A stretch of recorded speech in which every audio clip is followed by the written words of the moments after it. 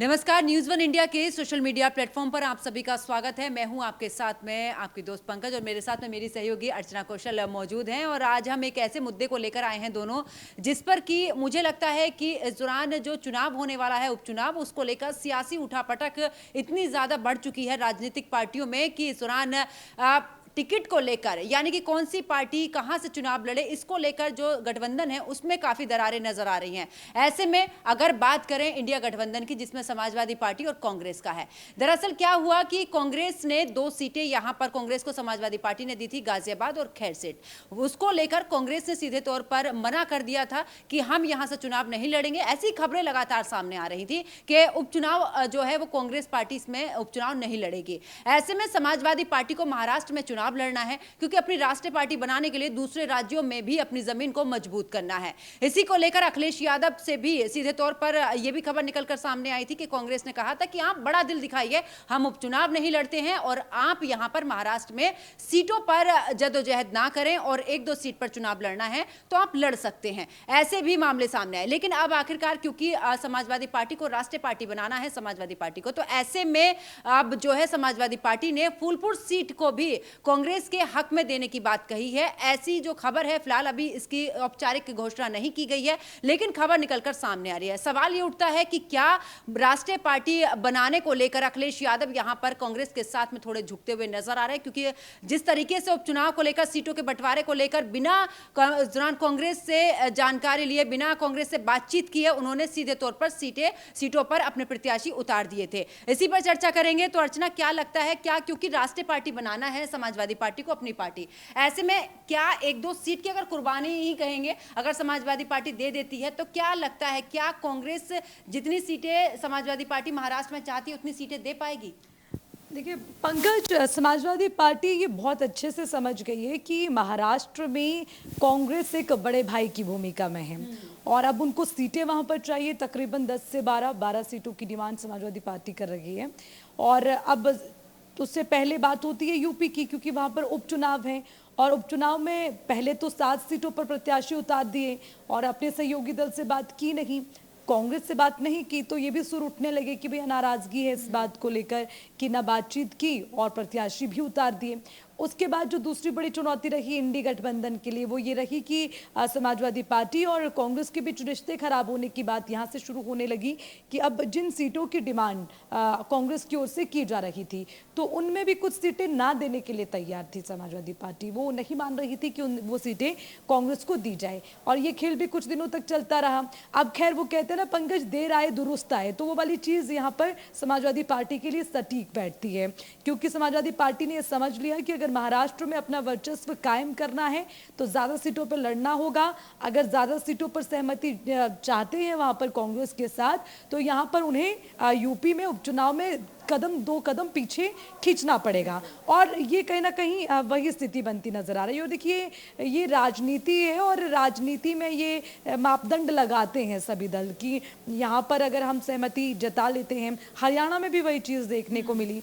अब क्योंकि आज अखिलेश यादव का जन्मदिन है, आपने देखा होगा बड़े बड़े पोस्टर लगे हैं और उसमें 2027 के लिए उन्हें मुख्यमंत्री भी बताया जा रहा है, जबकि कांग्रेस वहां पर उनके साथ है। और कांग्रेस कोई ये तो नहीं कि सहयोगी दल की भूमिका में रहे, क्योंकि कांग्रेस अपने आप में राष्ट्रीय पार्टी है, बड़ी पार्टी है ऑब्वियसली।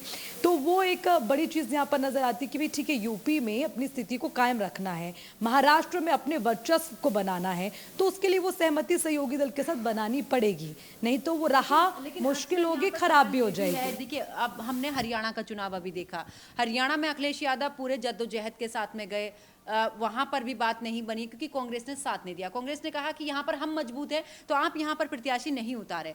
तो इस सवाल ये है कि आखिरकार, क्योंकि उपचुनाव में भी हमने देखा है कि अब धीरे धीरे जो अखिलेश यादव हैं वो कांग्रेस की तरफ को थोड़ा झुकते हुए नजर आ रहे हैं। हमने मध्य प्रदेश का चुनाव भी देखा, जब कांग्रेस ने इस दौरान सीटें नहीं दी समाजवादी पार्टी को। तो ऐसे में ये लगता है कि क्या, क्योंकि महाराष्ट्र के चुनाव को लेकर, दूसरा यह है कि 27 का चुनाव भी अगर हम देखें, 27 के चुनाव को लेकर भी समाजवादी पार्टी क्या पूरे तरीके से सहमति बना पाएगी, क्योंकि 27 का चुनाव, आज जिस पोस्टर की आपने जिक्र किया है, उस पोस्टर में सीधे तौर पर लिखा है कि सत्ताधीश जो होंगे वो अखिलेश यादव होंगे, यानी कि मुख्यमंत्री के तौर पर सीधी तस्वीर क्लियर है।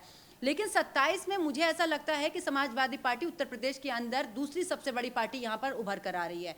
तो मुझे जहाँ तक मेरा मानना है, अगर महाराष्ट्र में खेल करती है कांग्रेस, तो 27 में मुझे नहीं लगता कि कांग्रेस को समाजवादी पार्टी किसी भी धुर पर रखना चाहेगी। बिल्कुल, देखिए पंकज, सबसे बड़ी बात गठबंधन जो है वो सहयोग से चलता है। और देखिए तमाम राजनीतिक दल जो हमेशा से एक दूसरे के धुर्त विरोधी रहे हो और वो एक साथ आ जाएं सिर्फ पॉलिटिकल बेनिफिट के लिए, तो उसकी मुझे लगता है कि उसकी वो जो दोस्ती, वो जो रिश्ते हैं बहुत लंबे समय तक कायम रहेंगे, थोड़ा मुश्किल लगता है। और ये अक्सर जब अखिलेश यादव की बात आती है या समाजवादी पार्टी की बात आती है तो गठबंधन के मामले में उनका मामला थोड़ा गड़बड़ है हमेशा से। और अब आपने बात की है 2027 की, तो 2027 में नो डाउट अगर हम यूपी की बात करें तो अगर कोई बीजेपी के साथ कोई दूसरी बड़ी पार्टी वहां पर है तो समाजवादी पार्टी है। और ये राज्य राज्य का खेल होता है। हरियाणा में आपने जिक्र किया, वहां कांग्रेस फुल कॉन्फिडेंस में थी कि वो सीटें लेकर आएगी और पूर्ण बहुमत के साथ जीत हासिल करेगी।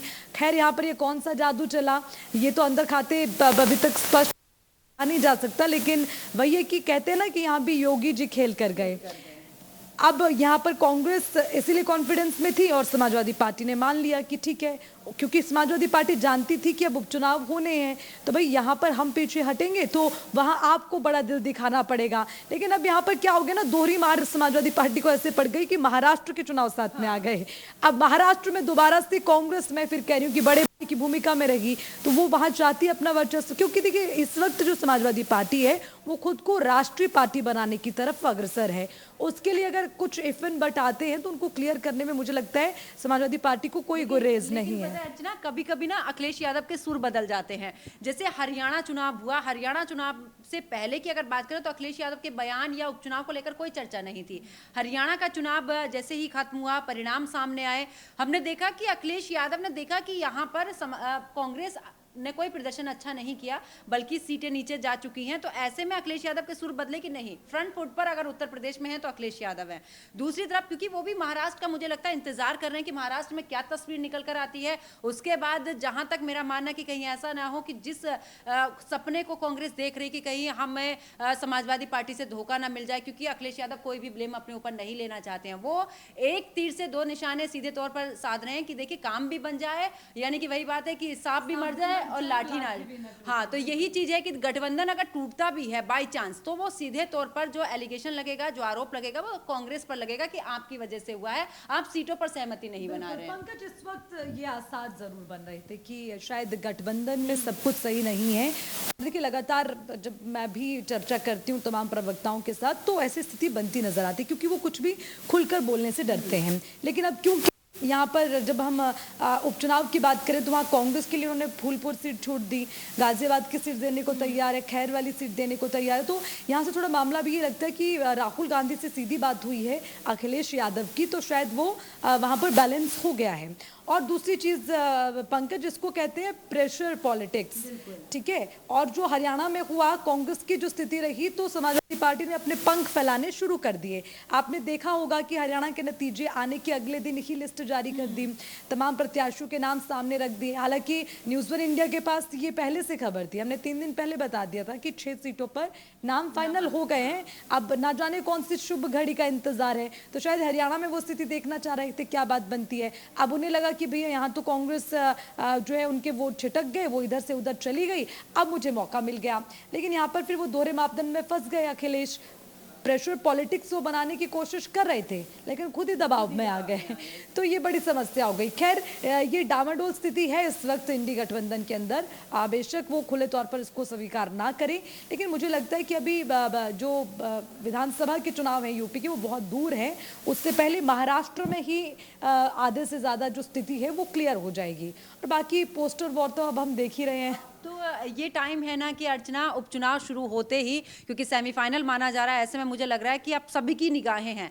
महाराष्ट्र में चुनाव है, उससे ज़्यादा इंटरेस्टिंग मुझे लग रहा है कि लोगों में जितना मैं देख रही हूँ वो यूपी का जो, हाँ बिल्कुल, यूपी के उपचुनाव पर सभी की निगाहें हैं। क्योंकि यहाँ पर इंडिया गठबंधन ही नहीं कि इस दौरान समाजवादी पार्टी और कांग्रेस के बीच में चला, बीजेपी और निषाद पार्टी और आरएलडी में भी यही जद्दोजहद चल रही है।